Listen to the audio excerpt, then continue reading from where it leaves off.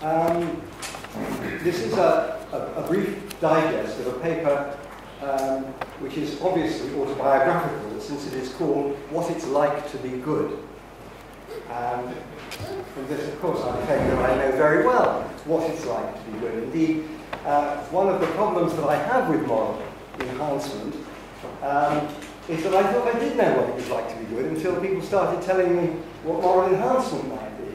And one of those people who started telling this to me is Tom Douglas, who's also present here, who I've learned a great deal from studying and trying to work out the error of his ways, and I'm still at it. So that is the agenda. I will digest this paper in about 20 minutes. When someone says, "I'm good, thank you," usually in response to a polite "how are you?" but often as a way of refusing some request. "Would you like some more food? Can I help you?" "I'm good, thank you. I'm good, thank you." I am tempted, and often do reply, that is a very interesting claim. How are we going to investigate that claim? How are we going to investigate the claim? How are we going to test the claim scientifically that someone is good? You might be interested to know that a similar thought occurred to the great Amartya Sen in his recent book, The Idea of Justice, when he said, "I am of course aware that modern transatlantic usage has drowned the distinction between being good as a moral quality and being well as a comment on a person's health. And I have long ceased worrying about the manifest immodesty of those of my friends who, when asked how they are, reply with apparent self-praise, 'I'm very good.'" So this paper, this presentation, is about testing the hypothesis that somebody might be good. Now, of course, we might try to test the hypothesis by asking the individual making the claim exactly what she had done that was so good. And she might respond by trying to produce a list of good things that she had actually done. That, if she attempted it, I think would be uncontroversial, not least because there is significant consensus about the generic nature of good and bad deeds. Preventing harm, ameliorating pain and suffering, saving lives, curing the sick, all their opposites. But just as Shakespeare wonderfully said, "Good reasons must of force give place to better," so likewise good deeds must of force give place to better. Even a good deed might displace a better that might have been done. So deeds that might seem good in themselves might not be good, all things considered.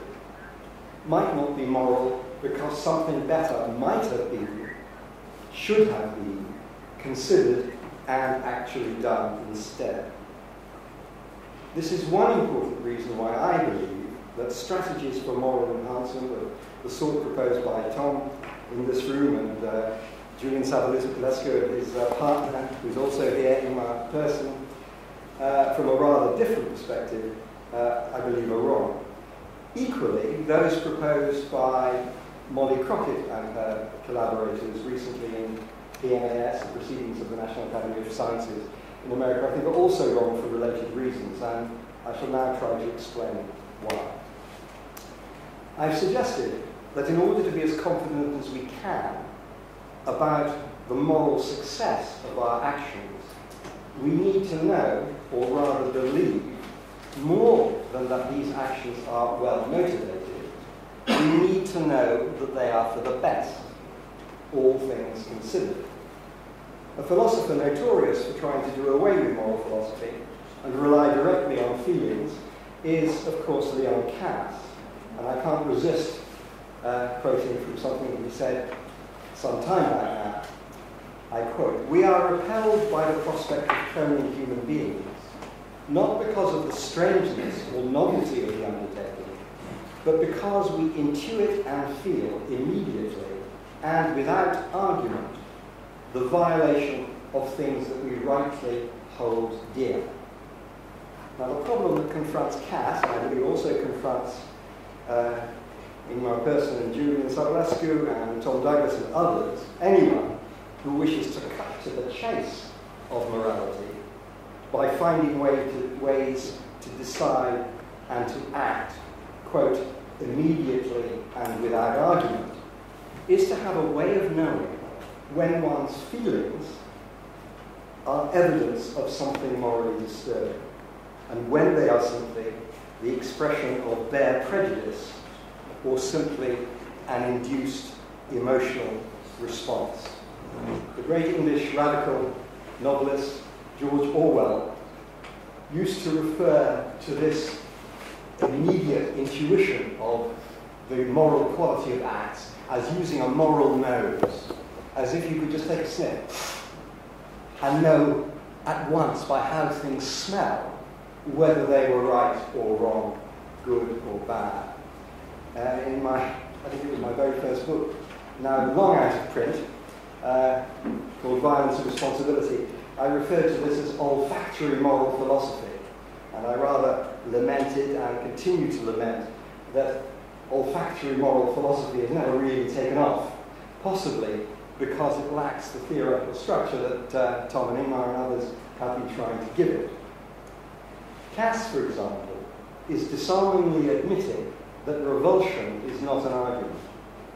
And he seems to be implying thereby the existence of some other way of determining that the revulsion is rightfully felt. But how can he know this without having either evidence or argument to explain how and why and in what way feelings are somehow rightful? The term rightfully implies a judgment or some other supporting evidence which confirms the veracity of the claim he is making. If it is simply one feeling confirming another, then we really are in a situation so wonderfully lampooned by literature as buying a second copy of the same newspaper to confirm the truth of what we read in the first copy of that newspaper. As Wittgenstein, albeit emphasizing the obvious, insisted, justification consists in appealing to something independent. Why do we need to appeal to something independent? Again, as I've argued elsewhere, as someone who cares about doing right, someone for whom the difference between right and wrong is important, will always want to ask him or herself if what feels right is right. They will want to assure themselves that insofar as it is in their power, they really are acting well or acting for the best, all things considered. They will want to satisfy themselves that what seems right is right. They will, in short, be interested in a crucial distinction emphasized by no less a reflective thinking being than Shakespeare's Hamlet himself in his famous rebuke to his mother. Seems, madam? Nay, it is. I know not seems. And it is that difference, the difference between what seems right and what is right, that morality has to address, it seems to me. In John Locke's famous characterization of the proper use of the term person, we see the same idea emerging in a different context and in a different form. Locke, in his essay concerning human understanding of 1690, said, I can quote this almost from memory, we must consider what person stands for, which I think is a thinking, intelligent being that has reason and reflection and can consider itself the same thinking thing in different times and places, which it does only by that consciousness which is inseparable from thinking and seems to be essential to it, it being impossible for anyone to perceive without perceiving that he does perceive. So that when Locke speaks here of what a person stands for, he is talking, as he said himself, forensically. He's offering a considered description or definition. However, the term person stands for something in a different sense. We persons stand for something. We persons stand for something. We stand for a type of being that may exist nowhere else in the universe. A being that has reason and reflection. I think that in that sense, we persons stand for something important. We stand up, if you like, to be counted as beings with free will, and hence as beings with a choice, and hence as beings with the responsibility for the choices that we make. With this power, as I say, comes responsibility. And with the ability to reason and reflect comes the opportunity and the imperative to act on the results of that reasoning and reflective process.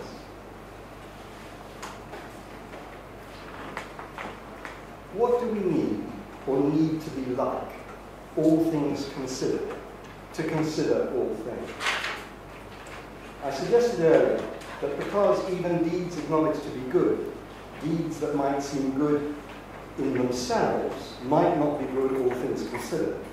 In view of that, a moral agent will always want to consider all things, or at least, as the phrase implicitly means, all things that can reasonably be considered in the time available. So that when Tom, for example, says, and I quote, the distinctive feature of emotional moral enhancement is that once the enhancement has been initiated, there is no further need for cognition. Emotions are modified directly. This so-called distinctive feature, so far from being an advantage of emotional moral enhancement, is, it seems to me, a disadvantage. It shows that it cannot be moral enhancement, properly so called, at all. What Douglas is saying, I think, and he will correct me if I'm wrong, once the enhancement has been initiated, it will produce consequences which are beyond moral review, end quote. I don't think there is such a thing as consequences that are beyond moral review, nor do I think it desirable that there should be such a thing. Since the intervention, which might have this automatic effect, might be, for example, a long-lasting drug or even some more permanent intervention, this might well take the conduct of the affected individual absolutely beyond moral review, and certainly out of the realm of things that might be right, all things considered. Because the intervention prevents the consideration of anything, let alone all things. A related attempt to bypass reflection and judgment in pursuit of moral enhancement has been made recently by Molly J. Crockett in a couple of papers published in PNS. The second of these papers was a reply to myself and Sarah Chan, who's also here. I just want to quote one thing from Molly Crockett's reply. She says this: considering whether serotonin affects moral behavior, Harrison Chan claimed, quote, it does so adversely by impairing moral judgment, subjugating it to emotional instinct. Right? And she goes on, this statement falsely assumes that behavior guided by reason is morally superior to behavior motivated by emotional instincts. Emotions, like empathy, strongly predict helping behavior. Now, there are two distinct senses of moral superiority operating here. One means that behavior is morally superior if it leads to better outcomes in all the circumstances of the case. The other says that behavior is superior, morally speaking, if it results from a moral judgment, properly so called. Since what leads to the best outcome in all the circumstances of the case is often a matter of chance, it seems to me that the best we can do is do our best, and that requires reflection. Coming to the end of my presentation, but there's one more thing I want to say. I want to comment on the question, what is harm? In responding to Sarah Chan and I, Molly Crockett said this: here they, i.e. Sarah and I, misunderstand the definition of harm, which refers to personally and directly hurting others, as opposed to general loss of lives. Although choosing the utilitarian option reduces overall lives lost, it nonetheless leaves the actor with a greater personal responsibility for harming another. So there is a distinction here between personally and directly hurting as opposed to general lives lost. Now, I respectfully suggest, at least with as little respect as I can conceivably muster, that there is no misunderstanding here. Sarah and I were assuming that harm is what it is, harmful. It's difficult to believe that Crockett is seriously suggesting that, quote, general loss of lives is not a harm. In what universe is the premature, avoidable, and unnecessary death of innocent individuals with valuable lives not a harm? Does anyone want a government, for example, that doesn't care about preventable harm? Does anyone want legislators who are reckless about general loss of life, end quote, and who are only concerned with personal and direct harm? Does Crockett believe that the National Health Service in my country or any other public healthcare system is not concerned to prevent harm when it concerns itself with minimizing lives unnecessarily lost? And would Crockett not want to be defended by efficient defense forces? Does she really think that we want defense forces with reduced ability to do quite a lot of, quote, personal and direct hurting, and that such forces will be acting morally if they do so in order to protect the lives and maximize good, all things considered? These admittedly rather rhetorical questions, I hope, show why a narrow definition of harm is simply untenable. It is not a question even of different conceptions of harm. Rather, what we find in the Crockett account is a partial conception of harm, which is only coherent as a small part of the normal conception, which insists that to act morally is to weigh up the effects of one's actions, all things considered. So I think we can draw three conclusions, and on these I will end. The first conclusion is that the personal and direct hurting of others can, in a significant proportion of cases, be the only or the most effective way of saving lives and reducing harm and suffering overall. Sometimes it is only the infliction of such harm on people that can save their own lives, on harm on people that can save their own lives, for example, as an emergency surgery, sometimes carried out by amateurs without anaesthetic. Thus, reducing people's ability to inflict such harm, separated from reflection and analysis of all the other circumstances of the case, is not reliably either pro-social or moral in any way at all. In other words, I think it is a mistake and an illusion to think that minimizing the capacity to do some direct hurting, including directly hurting oneself, would be a moral improvement. Second conclusion, so-called general loss of lives and the opposite, life-saving and prevention of suffering, happens to real people, often, but not always, identifiable people, and cannot be relevantly distinguished from personally and directly hurting others. The distinction between personal and direct harm and general loss of life, or general suffering, is at best, I believe, unstable and normally totally illusory. Third conclusion, all developed societies have elaborate social institutions, healthcare systems, rescue services, social welfare, defense forces, and other services, which depend in part on the ability of people to trade off direct personal harm to some, either for future benefits to those same people, or simultaneous or future greater benefits to others.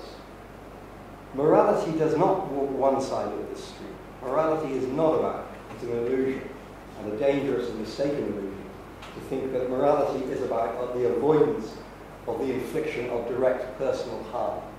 And measures that would make that avoidance automatic risk unbalancing the sorts of calculation that morality requires that we make when trading off harms and benefits across a complex society and a complex world.